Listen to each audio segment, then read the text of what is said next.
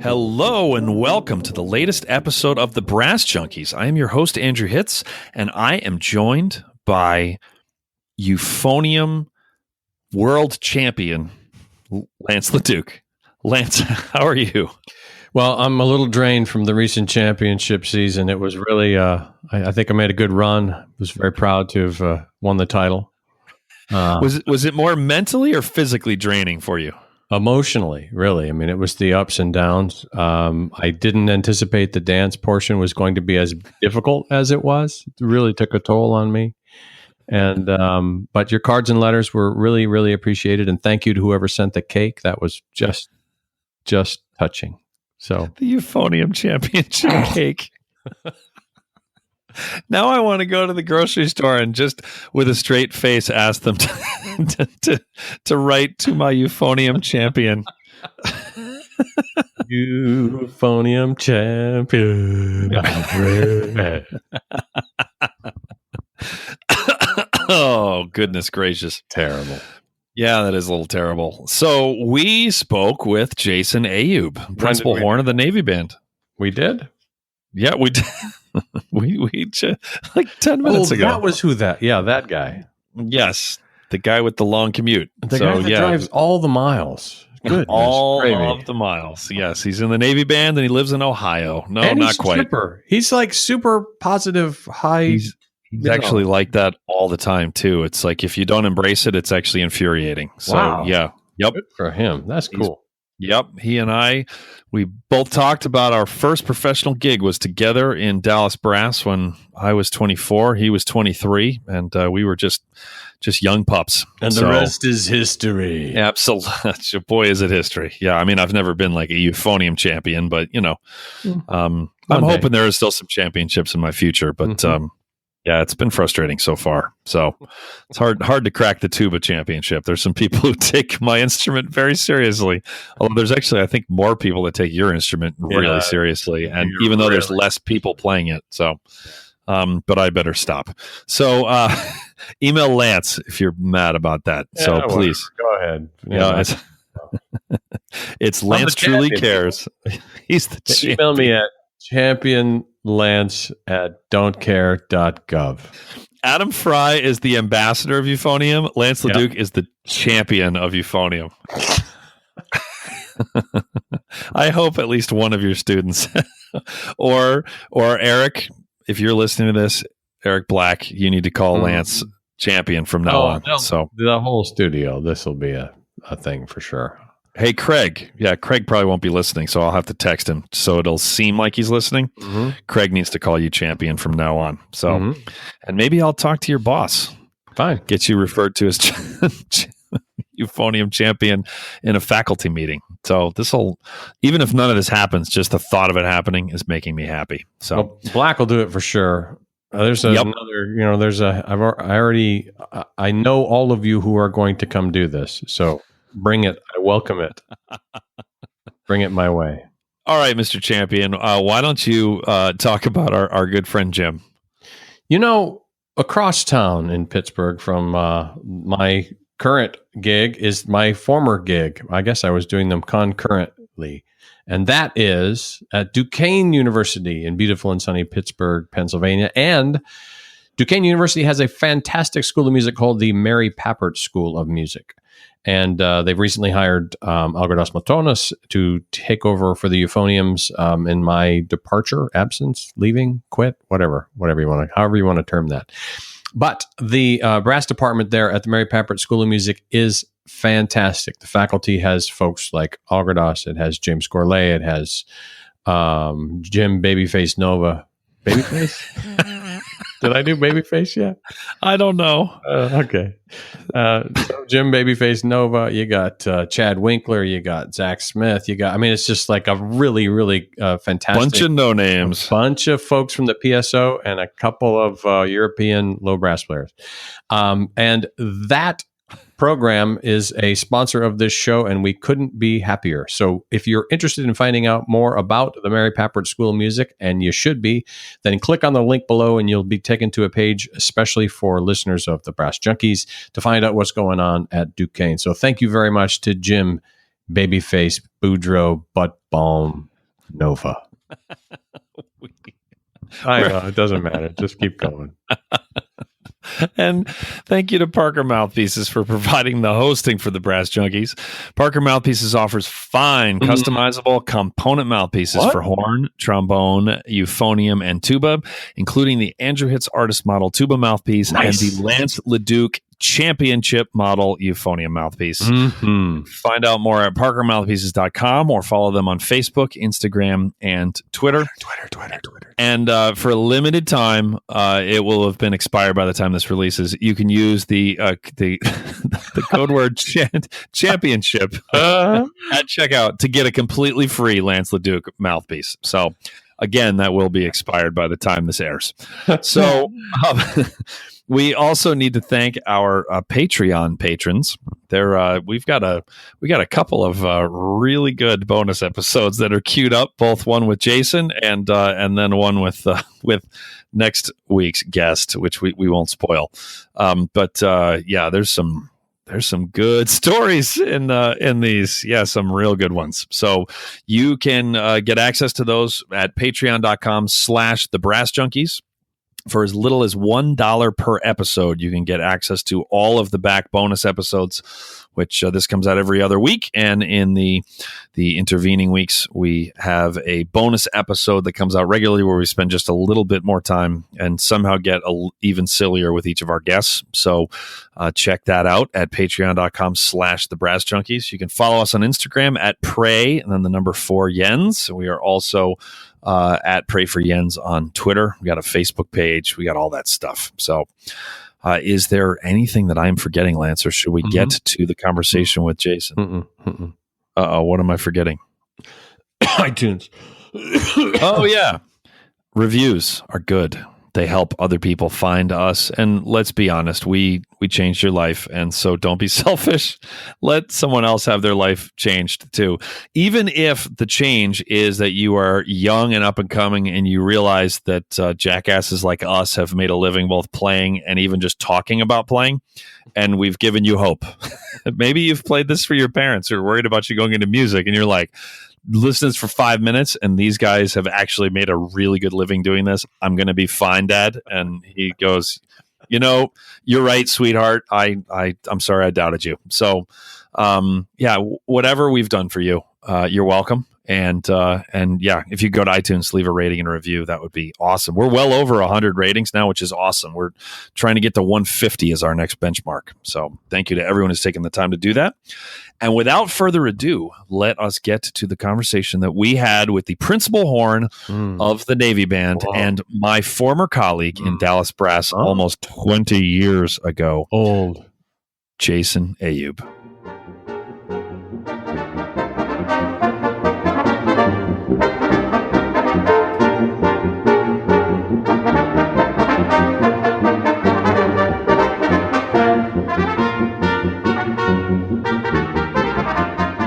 Today on the Brass Junkies, we are joined today, Lance, by a fancy pants horn player. What? Is there like a principal horn player in a military band or something, or not that fancy? Indeed, in the Navy Band. The Navy Band. Wow. It's like the Pershing President's own Navy Band. Wow. I think I got that right. Jason Ayoub. Jason, how are you? I am doing great. How are you gentlemen doing today? Gentlemen. Sorry, you're low brass players. How are you? Whatever.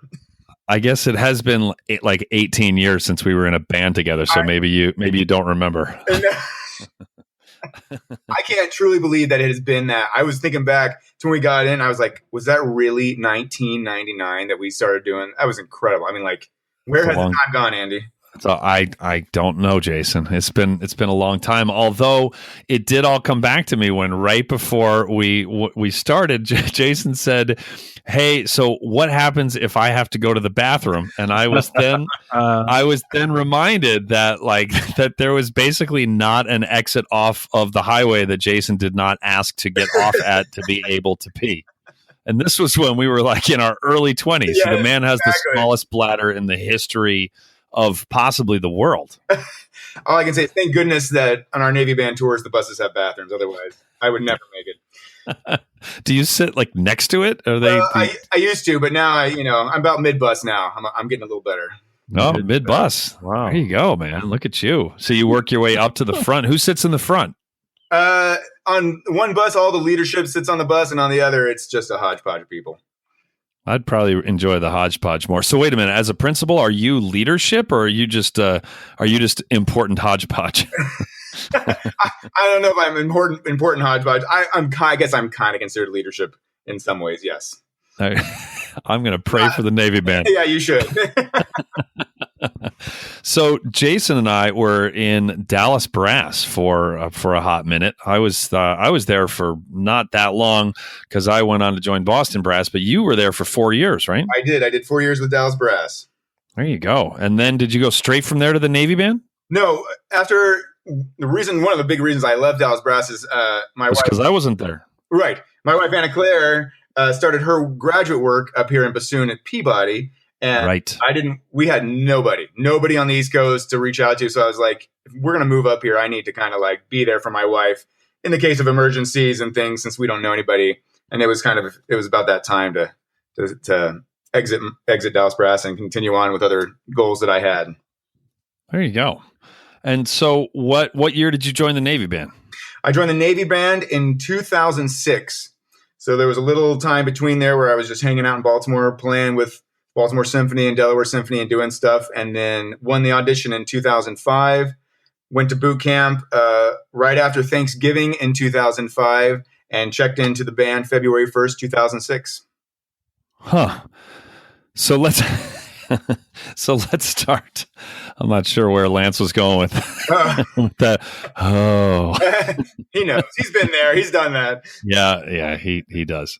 I've told this story before on the podcast, but I can still remember when we got near where Lance did basic training on tour, and he just got he's generally not tense. Even when I've seen him pretty pissed off, and he's not tense. It's and he was getting tense. I was like, what the hell's your problem? Shadow came over, yes. Basic training over there, and so I was like, Lackland Air Force Base and beautiful and sunny San Antonio. Yeah, so beautiful and sunny. In June. Yeah. And then we actually had a rehearsal on the base, right? Yeah, we sure did. Oh, nice. Yeah, so he was back in the belly of the beast. Yeah. So, and I was, because I'm a horrible human, I enjoy seeing my good friends in emotional pain. So I was kind of digging it. Fair. Nice. I was feeding off of his tension. That's fair. That's fair. I've always wanted to go back now that I, been promoted and stuff, and just kind of walk around just for, a little small power trip. But I don't know if anything would even happen, just to be like, I beat you guys. Here I am. What rank are you now? I'm a chief petty officer in the Navy. That's E7. Whew, fancy. What did you get up to, Lance? E6. I got in and out. Yeah, as quickly as possible. Well, not exactly as quickly as possible. Second to as quickly as possible. Nice. Well, short of doing something horrible. I was going to say, can't you get out in 5 days if you try hard? True. No. Well, that's a good point. If you had listened to the voices in your head, then you would have gotten out a while, quickly, and then you probably would have gotten out of prison sometime recently, actually. So, yeah. Well, let's go back to your time in Dallas Brass. What was that like? It was great. Like you said, I was young. I was just coming out of my undergraduate at North Texas, and it really opened up for me kind of the world that I really wanted to do. I wanted to go around and I wanted to tour. I got to see, growing up in Texas, I really had stayed there and not had a chance to get out and travel. So this was a fantastic opportunity to see the nation. And I saw almost all 50 states. We got to Alaska 2 times. We got to go overseas. So for me, it was fantastic. It also opened up a lot of doors in the professional world because Dallas Brass has a good name. And, I'd come back into town in Dallas and people that, would call me for things, and auditions seemed to doors open up at certain auditions that I wouldn't have gotten into if I didn't have, I think, that gig. So it was great in those regards. And it also really, it did help my musicianship. And the players that I played with were always fantastic cats. And I've learned a lot from all of them over the years. Do you remember me doing anything particularly stupid? No, not particularly stupid. We only have an hour. Lots of good talks with you about Sam and breathing gym and all that jazz. And no, I learned a lot from you even in that short time that we had together. I learned a lot from you even. It's true. That's pretty good. That's going on the show notes. The band is good when the tuba player is even enlightening occasionally. When the wind is blowing in just the right direction. I'll never forget the first gig that we played in, I believe it was New Albany, Tennessee, was our first gig. Yes. And we were, when we went out into the crowd for Sing, Sing, Sing, and I was, we were walking around while I'm playing the bass line, and I heard some woman, yell Andrew. And I thought, like, holy crap, who knows me in New Albany, Tennessee? and then I turned around. There was this woman who was like, a complete stranger. And then I was like, oh yeah, my name is in the program. I was so confused for a second. And she was saying my name like she knew me. I'm like, is this one of my parents' friends? Like, where the hell? What's happening? Old girlfriend is stalking you already. Yeah, maybe. So, that was funny. And I also remember the next morning we went to IHOP, and that about half of the booths at IHOP, which were all old people, all bust into applause. Oh yeah. And the other half of the booths were looking at us like, who the hell are these clowns? Yes, those were early days on the road. Yeah, and it never stopped. I'm sure with Boston Brass that would happen all the time. It never seemed to stop. You'd go in somewhere at the day after, and be like, oh my goodness, that. No, that didn't really happen. No, we did. Shut up.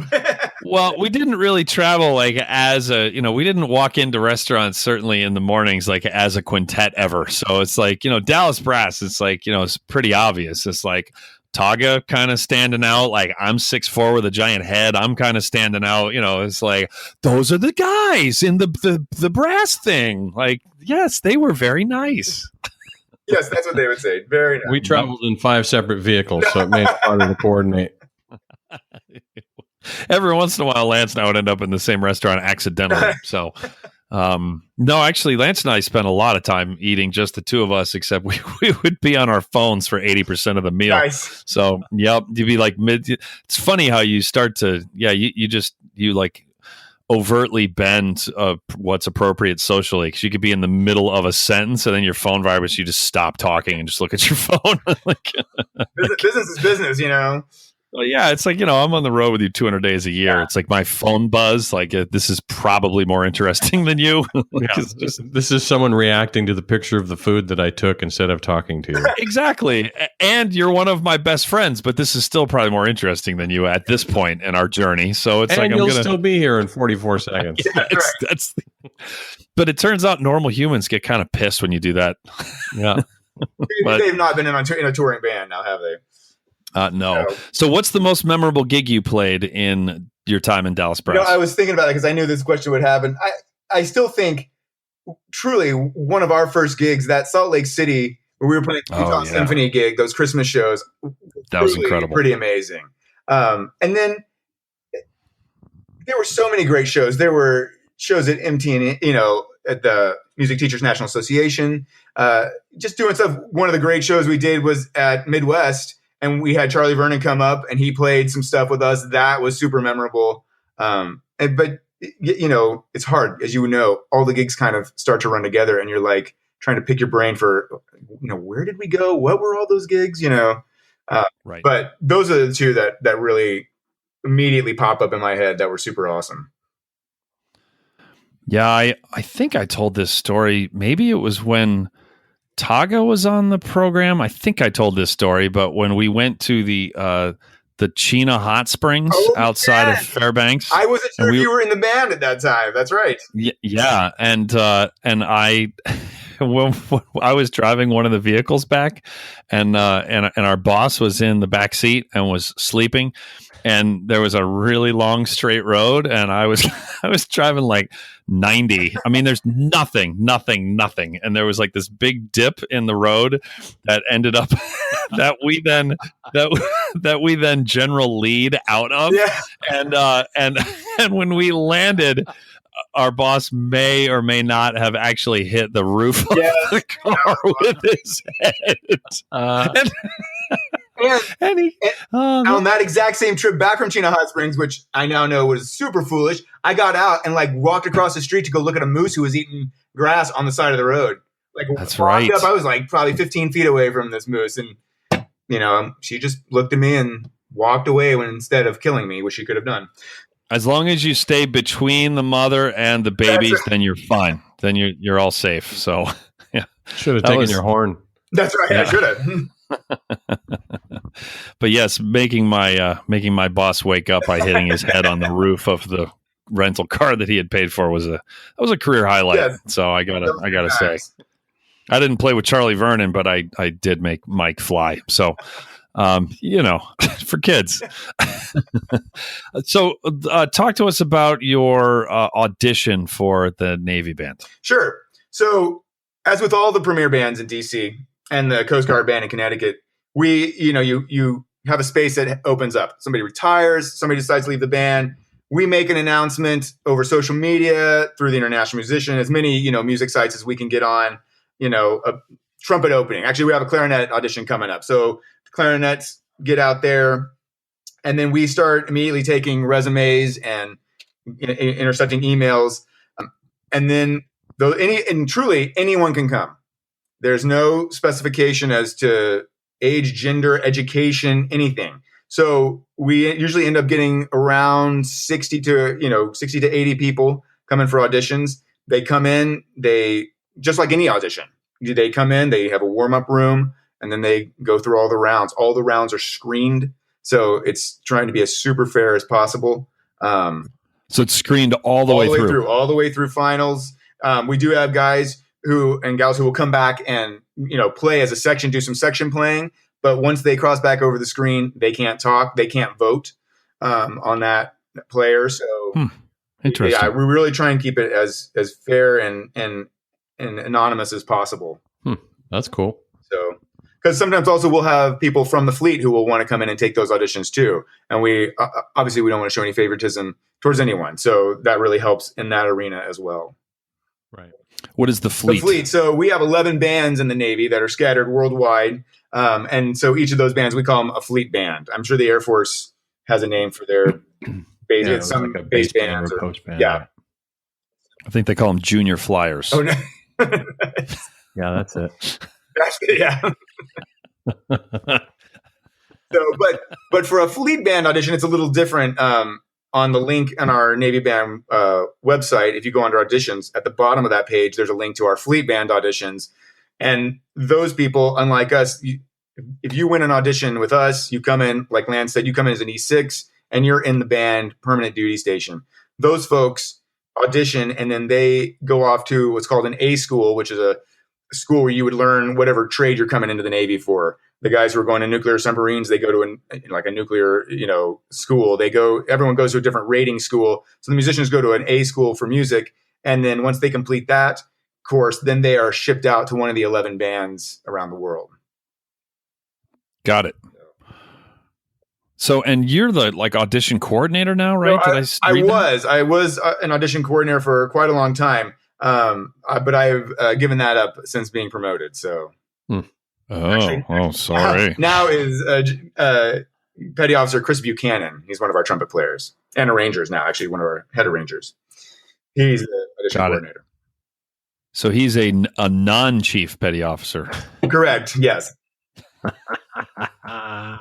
I love. Was it Al Bonner, Lance, that I once got to announce on the microphone, and I called him like Private General Major Bonner or something like a couple. Which I wasn't sure if he was going to laugh or not, and he did. Which was like, yeah, I didn't really care either. I mean, but it's like, and he kind of laughed because obviously the military people have to. There's a lot of protocols, and I celebrate this is no commentary on the military like none. It's just like I'm not in that ecosystem, so I get to call them whatever I want. Did you say ecosystem? So Andrew and I are known for taking a joke and gently beating it into a ground.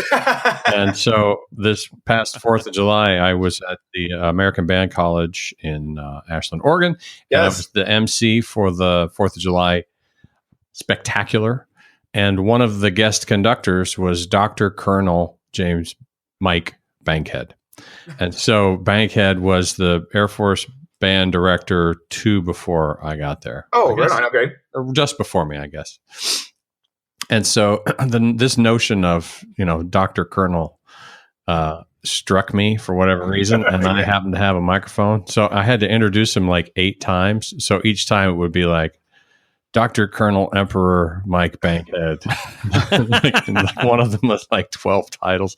And finally, I was like, please welcome back to the stage His Holy Pontiff Mike Bankhead.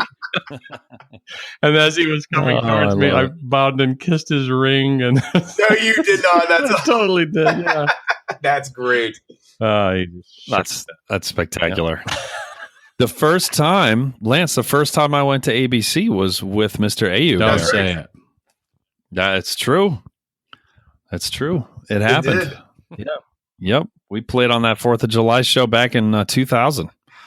That was my first trip there. Yeah. 24 years old. How about that? Well, that was a good time.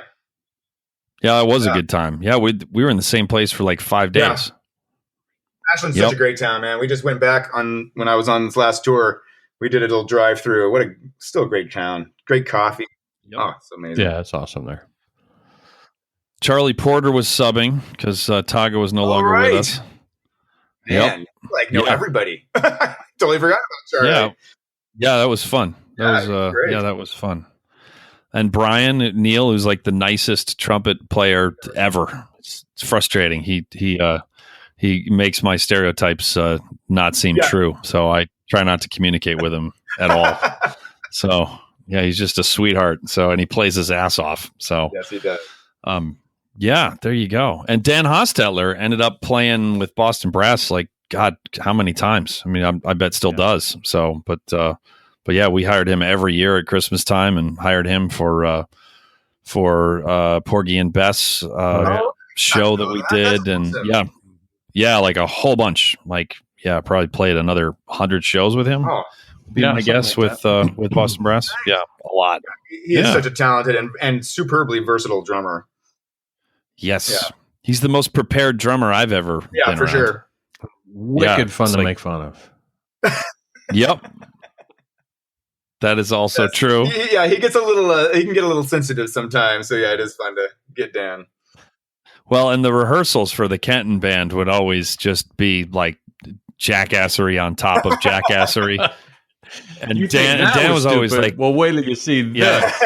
Yeah, exactly. For my next trick, it's like and Dan would just get frustrated because he actually wanted to rehearse, and he was like so prepared that if he figured out we liked to tune at like 89 beats a minute, he would start it at 89 beats a minute, and then like the rest of us are just like firing in all directions, and it's like, what is happening? So, yep, good times. Good times. It's always good times with Dan. He let me at one point when I was in Dallas Brass. I was very serious about trying to learn drum kit. So whenever we'd have a break or anything, I would sit down at the kit and I would try and do stuff. And I even got home and got this makeshift kit. He gave me some old cymbals that he had. And at one rehearsal, he wanted to hear what it was like out in the hall. So of all pieces, he picks, sing, sing, sing. And so he says, hey, Jason, get behind the kit. And I'm like, are you serious? He's like, yeah. Come on, man. So I get back there and I start, like the band starts up. And I'm like trying to keep time, and Dan's just out in the hall laughing. It's atrocious. Like, it's just atrocious. And then last time I ever got to, play drums. So, he banned you on behalf of his people. That's awesome. That's really funny. So what does a typical day look like in the Navy band for you? For me, well, every day is a little different because we have such a variety of jobs that we're doing every day. But most of the time, the consistency in my life is that I do get up at 4 a.m. every day. And then I get to work around 6. 4 a.m. 4 a.m. Yeah, because I like to live far away from DC, so I have an excellent commute every morning. Oh, do you still live up in Yeah, we actually moved a little farther away. We're now in Brunswick, Maryland. Nice. So, there you go. You're going to live in West Virginia by the time you're done. It only takes about 15 minutes to get there. Right. But so I get there. Wow. I do, a variety of different, we call them collateral duties, different jobs, such as, again, running the horn section, doing crew stuff, just helping out in a variety of ways. And then I'll do my warm up, try and get a workout in if I can. And then we rehearse starting at 10 o'clock. So, and then after rehearsal, I'll go back. If I still have stuff to do, I'll do that. And usually I try and get out the door around 2, 3 o'clock and then get home around 9. So, but again, that depends. That's when we're doing stage stuff. If I've got ceremonies, for example, tomorrow I'll get there early. We've got a retirement at 10 o'clock. That'll go an hour and a half. And then we have rehearsal at 1 o'clock. That'll go till around 3:30. And then I'll head out. So that'll be but there's truly no typical day depending on what's going on in the band and what jobs. Cause as Lance can tell you, the premier bands cover a variety of different jobs and ceremonies every day in DC. So that changes all the time. Are you guys touring much these days? We do. We do one. Well, we have 5 units in the band, and each unit takes a different time of the year to tour. The Commodores, our jazz band, is getting ready to head out in the fall, but the concert band usually heads out in early to mid-spring. So we'll be gone this year. We're doing the South, so that'll take us through Tennessee, Texas, over to New Mexico, Oklahoma, and that'll be around a 30-day tour that will be gone. And we do a different region of the United States each year. And that's the one time. Now, the brass quintet, I'm in the Navy Band Brass Quintet, and that we have recently just kind of started to do some 1-week run-out tours in September. We did our first one last year, and we're about to head out in September 17th and hit another week kind of on the East Coast, hitting around North Carolina and Georgia. That's cool. Who else is in the quintet? Our trumpet players are Carl Lindquist and Brandon Almagro. Our trombone player is Colin Wise, and our tuba player is James Hicks. That's a good band. It is a good band. It is smoking. I am the weakest link for sure. I didn't want to say anything, but good for you for stretching yourself. That's good. Joke's on. So, So who's your least favorite colleague? In where? Oh, I like that answer. That's funny. I don't have more favorite colleagues. You know me, man. I love everybody. I know. It was just going to be awkward, so I was like, I should ask that. But I liked your answer. Be more specific. Yeah. No, I really. I hear some stories from other folks in other bands, and I am very thankful. I have some incredible colleagues, and I don't just say that to say that. They really are. They're great colleagues and some of the nicest people in DC. Some of, not the nicest, yeah, and not all the of nicest them. people. So. Colin is always cop an attitude with me, so it's yeah, he can be snarky for sure. Oh no, he's my kind of snarky though. Yeah, it's not. That's the love rather that work dude. with you guys than the best guys in town. Thank you, Wes. Yes, that I love. I pretty much, and not that it happens all that often, but anytime I'm subbing with the National Symphony, I always end with that line. So, which they always appreciate, like at the end of the last concert. So, because most subs just go in and just say thank you so much, and bow really deeply, and I think it's refreshing to have somebody come in and be busting balls. Right. So, yeah, they call back every once in a while. So, it can't be that bad. So, maybe I'd play 4 times as often if I wasn't a wise ass. Maybe, who knows? It's just the older I get, the harder it is to turn that off. It reeks of effort. You got to get Steve to cut off a couple more fingers more often. Yeah, right. He's married now. He needs to like have a family. That's what needs to happen. So, yeah, I was complaining to Matt that tubas, Steve very rarely subs out, which is the way I would do it too. And so like I was never going to get to play, Prokofiev 5 or anything like that. And he said, actually, when I was in graduate school and I was subbing with the Boston Symphony, I got to play some major rep because Doug Yo and his wife started having kids, and so he got sick all the time. And so this was a couple of years ago. So I was like, so I need to hope that Steve gets married to his current girlfriend, which he just did, and that they need to start having babies. So he's sick all the time. And he said, exactly. And I said, I'm going to add that to my prayers. So or have twins. So he's so exhausted all the time he can't even function. Exactly. So now I am wishing my good friend ill health. Nothing like real serious, just like tuba crippling, temporarily. That's really all you need. A week here. Exactly. So I'm a horrible person, but we all know this. So, what does a typical Navy band quintet program look like? So, well, obviously, depending on the job, if we're doing a retirement, we're playing lots of marches, lots of patriotic stuff. But for this upcoming tour, what we're going to do, we've got 2 big pieces. We're doing Street Song by Michael Tilson Thomas, and then we're doing the 5 Mexican dances. I can't think of who that's by, but super fantastic suite of dances. And then doing Caravan, doing Schindler's List. Colin arranged Silverado, the theme from the movie Silverado. Doing Fire Dance. What else? Yeah, that's about it. Yeah. Air of Manhattan. And I think that's about it.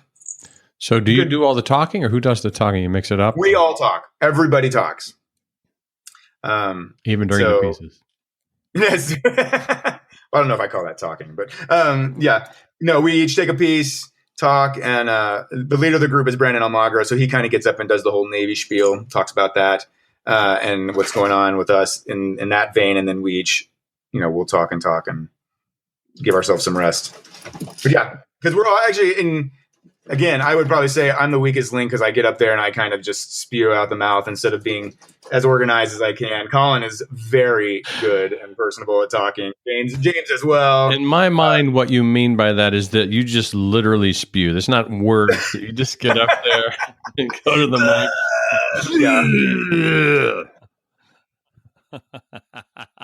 Street song.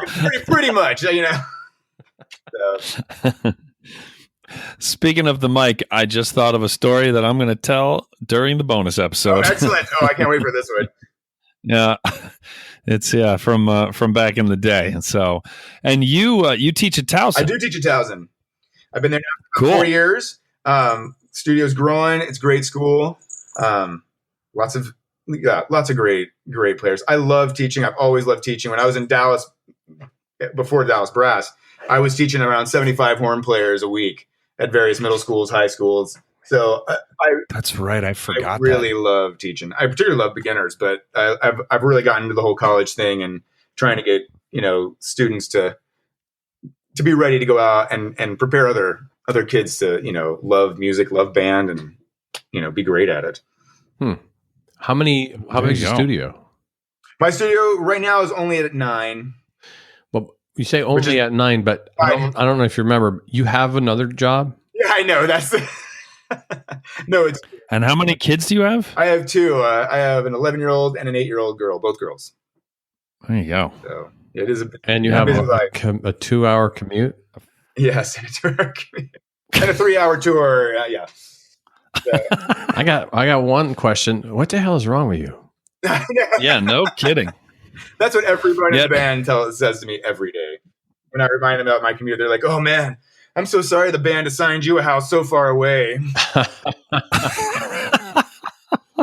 Tried to get space moved. So, what do you do? How long is the commute? The commute, well, truly, it's 56 miles door to door. Okay, but so in DC, that can mean 3 hours. It could mean an hour and a half. It could mean 6 hours. So what does it end up? What's the average? The average, if I try and leave by 5, it's about an hour 15. Okay. And so what are you doing on 2.5 hours a day commute? Listening to the Brass Junkies.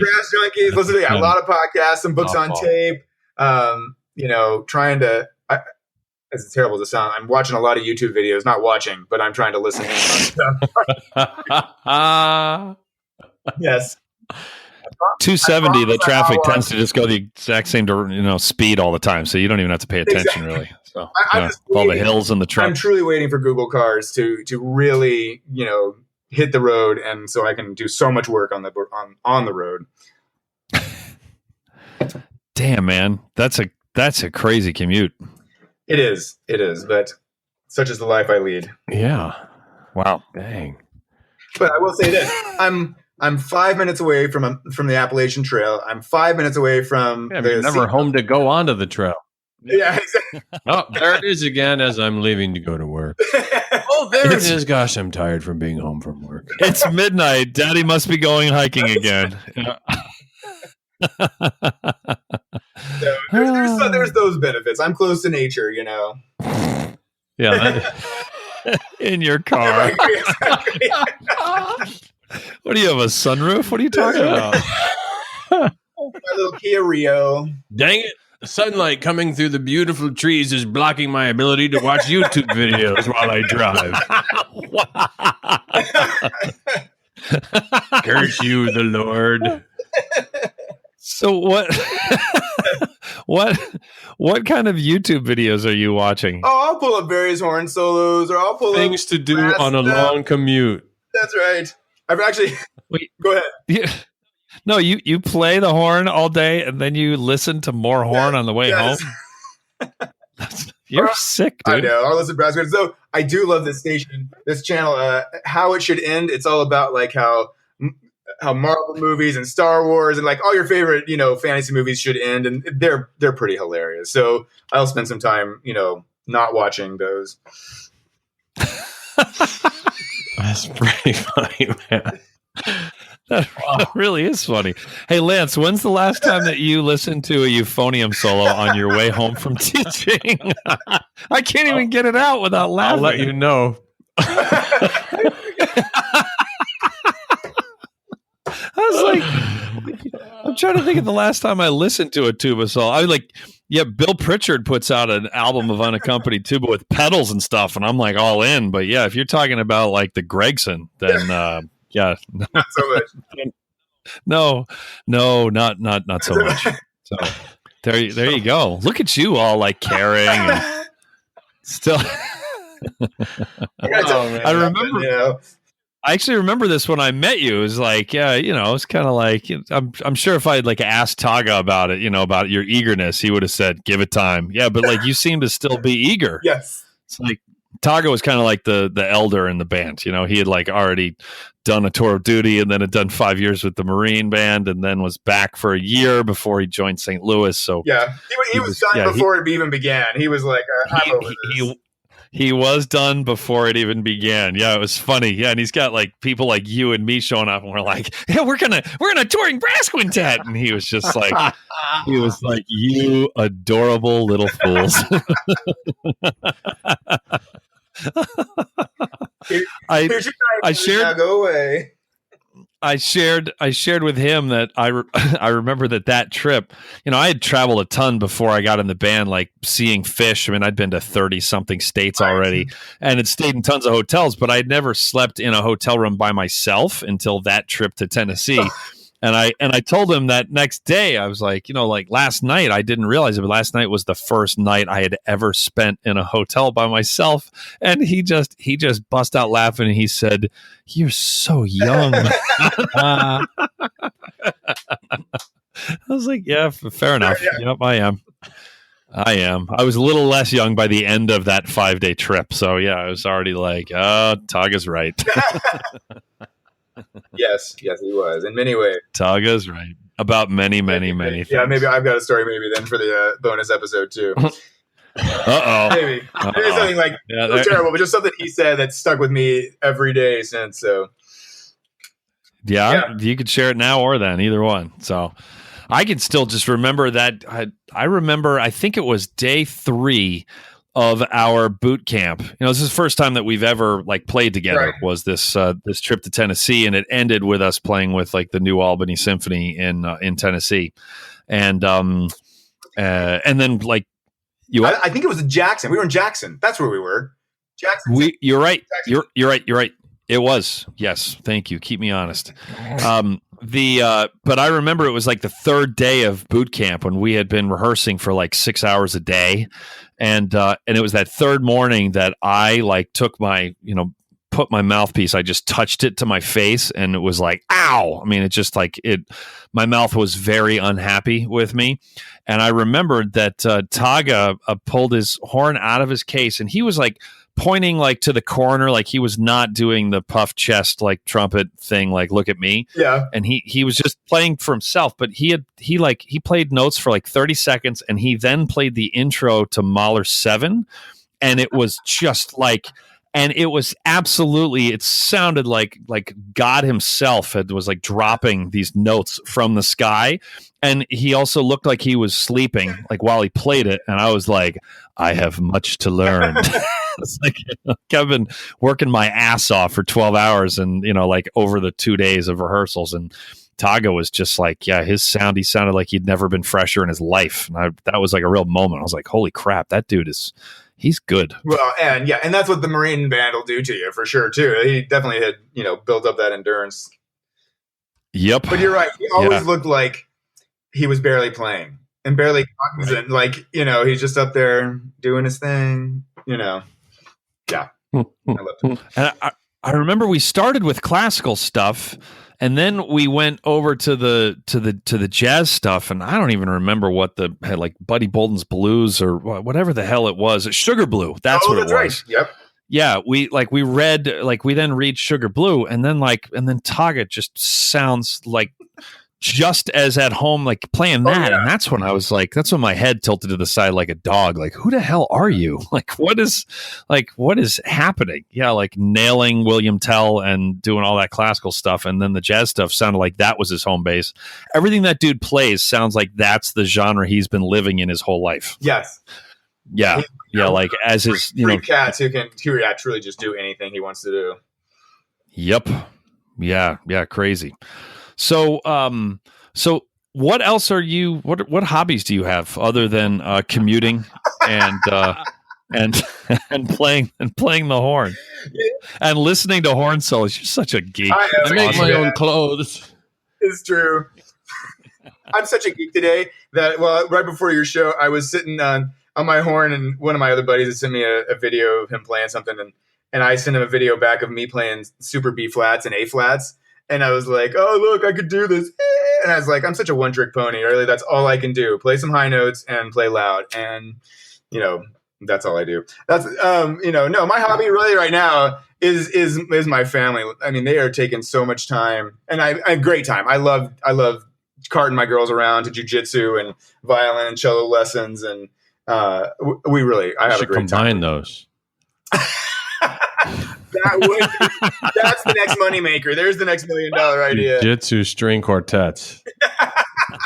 That would be something, right? That sounds like something Dwight from The Office would do. The bassoon quartet. That's right. And his wife is quite the bassoonist. She is. She's an amazing bassoonist. She is actually kind of put that aside, and she's teaching public school now as a general music teacher at my daughter's school. So she is actually now a ukulele freak. Now we're talking. Yeah, I saw your page. I was like, oh man, we got to talk ukuleles. Mm-hmm. And then she got an accordion for Christmas, so she's feverishly learning accordion. So ukulele, bassoon, and accordion. Yes. If we could just make again another $1 million idea, it's somewhere in there. I don't think that there's that much overlap on that Venn diagram of humans.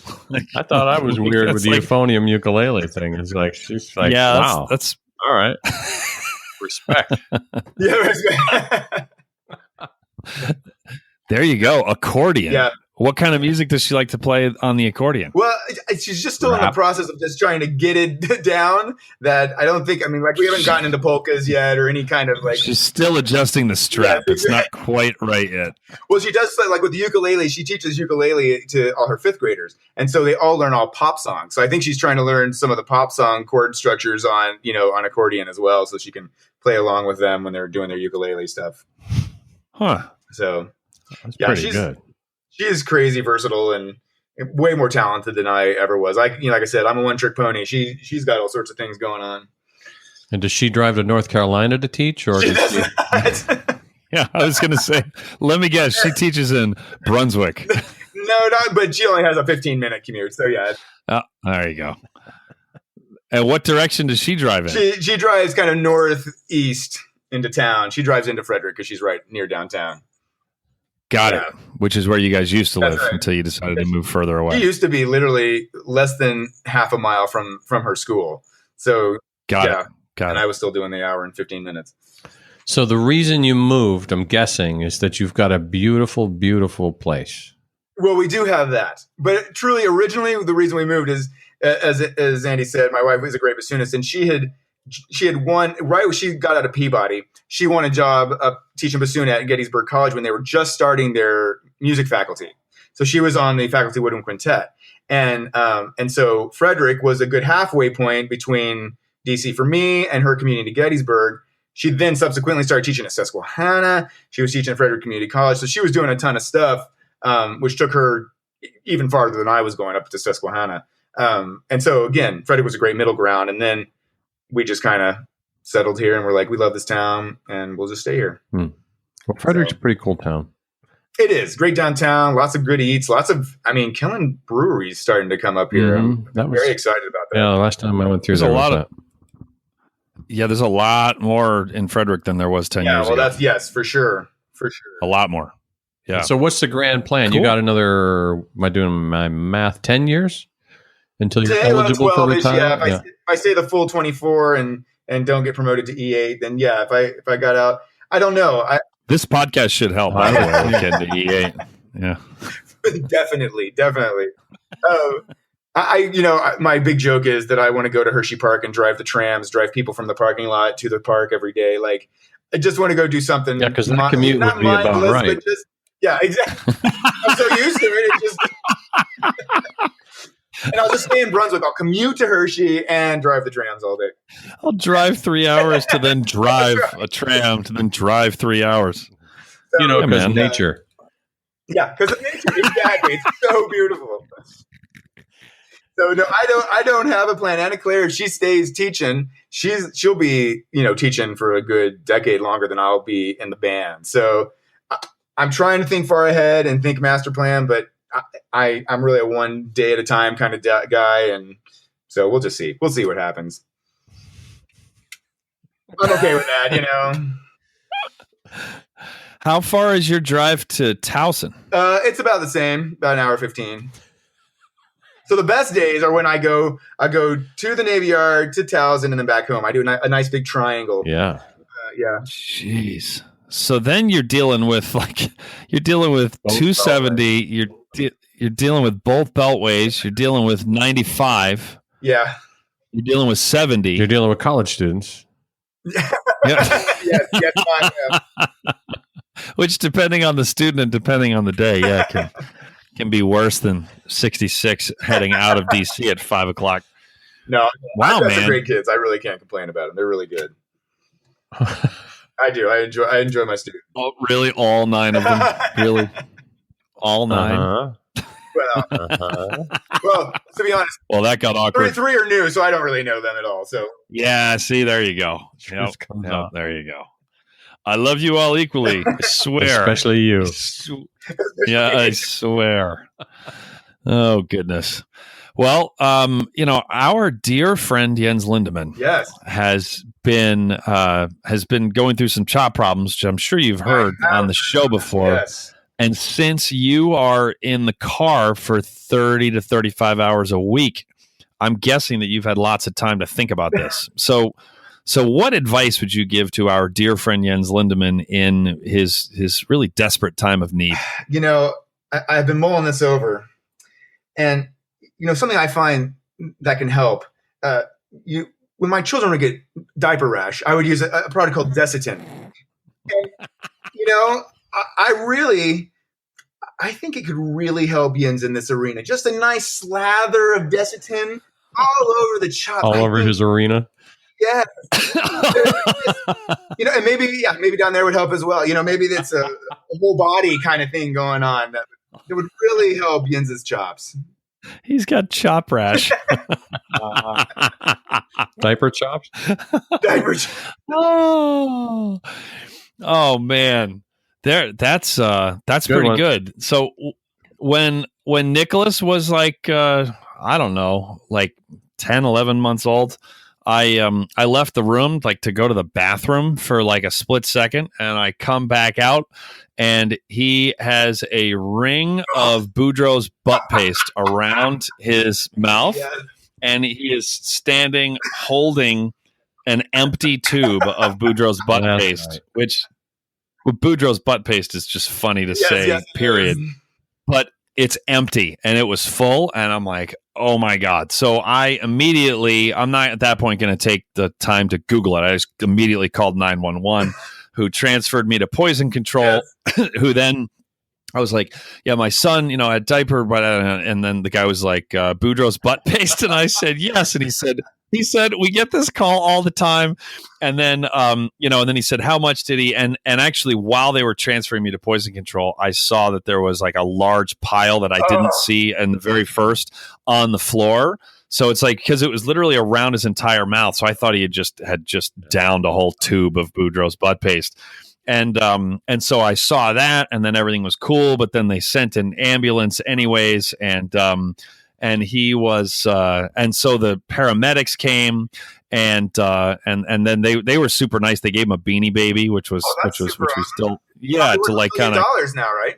Yeah, calm him down because of his deadbeat dad letting him eat ass cream, and then a cop showed up, and then I didn't really do the math right away, and I was like, holy! And then all of a sudden I realized, like, this cop is here to make sure that it's okay for my baby to stay here. I was like, holy crap! And they took his vitals and everything, and and he was fine because he didn't even ingest that much of it, and it wasn't like a no-brainer, like put him in the ambulance. And then the cop like interviewed me to make sure that I hadn't just pulled a needle out of my arm, and everything was fine.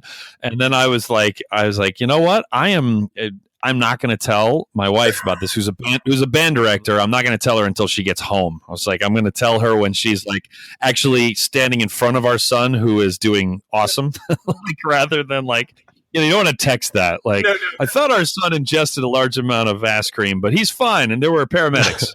Like that's not really what you want to see in passing time before concert band starts. So, and sure enough, like she dissolved in tears. Like when, and he was like, you again, yep. Andrew. So, call her up. Do not eat it. Call her, you're like, hey, don't eat it yet. We need some more Boudreaux butt paste. I just got a big tube at Costco. Yeah, you could swing by and get some more. I'll tell you about it when you get home. The economy size. Oh, man. The cops well, there you go. To go buy more. Desitin on his face and downstairs. That's that was a good one, Ayoub. Thanks, man. I didn't think you had it in you. That was pretty good. Well, Lance, anything before we not let him go, because we got to record the bonus episode here, and we've already got a couple of stories stored up here. But anything else? No. Jason, this has been a lot of fun. I'm really glad you could join us. Oh, thank you guys for having me. Truly, it was an honor to be on the show. I appreciate it. Yeah, it was. All right, and that is going to do it for another episode of the Brass Junkies. You've been listening to The Brass Junkies on the Pedal Note Media Podcast Network. If you would like to hear the bonus episode featuring today's guest, please visit patreon.com/thebrassjunkies to learn how you can support the show and instantly access all bonus materials, as well as gain access to a special patron-only Facebook group. The Brass Junkies is produced by the amazing, wonderful, and truly inspirational Will Houchin. The theme music was composed by Fernando Dados and performed by Andrew Hitz and Lance LaDuke. We are at Pray for Jens on Twitter and Instagram and have a Facebook page at facebook.com/prayforjens. You can find out more about the Brass Junkies and all the other Pedal Note Media podcasts at pedalnotemedia.com. This has been a presentation of the Pedal Note Media Podcast Network.